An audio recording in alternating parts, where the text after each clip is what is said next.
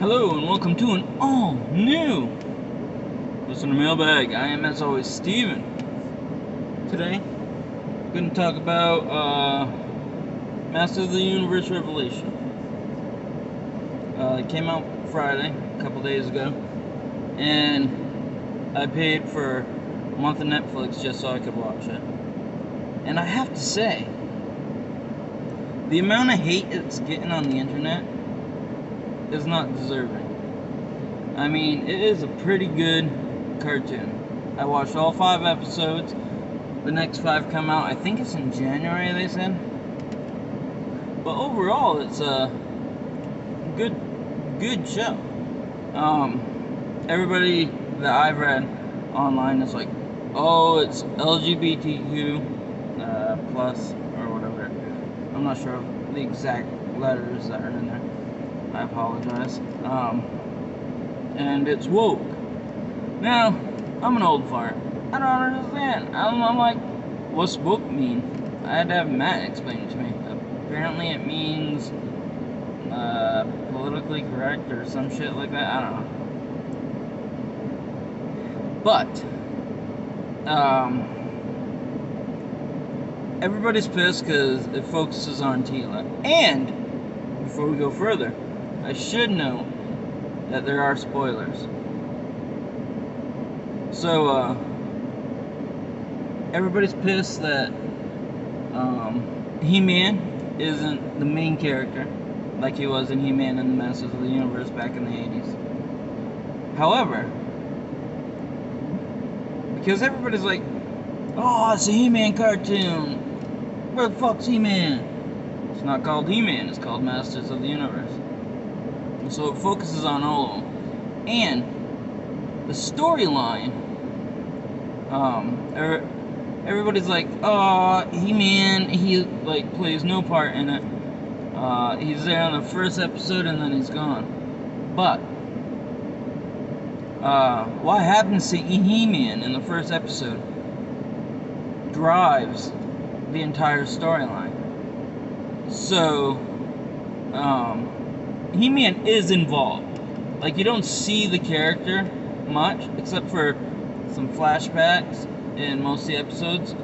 But the driving force behind the storyline of Tila, Man-at-Arms, Orko, Evelyn, and Andra, I think that's the new character's name, is to get the two halves of the power sword so they can get them back together and save Castle Grayskull.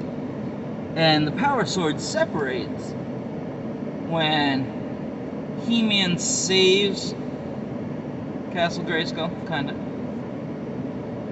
And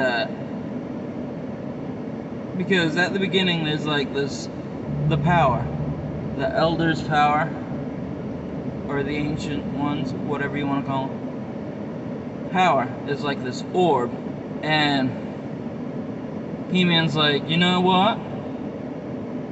If I call the power of Grayskull while in He-Man form, do you think it will like absorb whatever's gonna happen? So he tries it, and the power splits the sword back into 2 pieces. So Tila and company are off in search of these 2 pieces. One is in Preternia, which is like the heaven, Eternia's heaven, and one's in Subternia, which is like hell, I guess. So they go off in search, and along the way, they get Orko and Man-at-Arms, because during the first episode, Tila's like, fuck you guys, and she like leaves the Royal Guard, and she won't talk to Man-at-Arms again. But she eventually goes to get his help, and so they go to Subternia to pick up the first half. They end up getting it. They go to Preternia, to get the second half, and they end up getting it. And while there, because it's like heaven, Prince Adam is there. Because, spoilers, He-Man dies in the first episode. And Teela's a little bit miffed at him, because he was the only person, she was the only person in the inner circle that did not know Prince Adam was He-Man. So she's mad at him. Anyway, they end up going back, and Prince Adam follows them. And they take and do the saving of the thing. They take and combine the two swords again to make the power sword. And Skeletor comes back to life. Weird, right? First episode, He-Man and Skeletor die.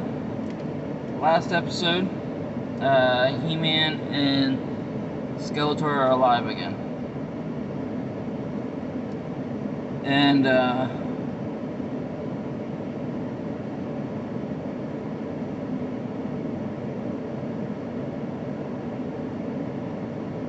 forgot what I was going to say. Anyway, I want to tell you how Skeletor comes back to life, because you should definitely watch this cartoon. I enjoyed it. The one part I didn't like is when Orko died, because he wasn't in the cartoon that long, maybe like an episode.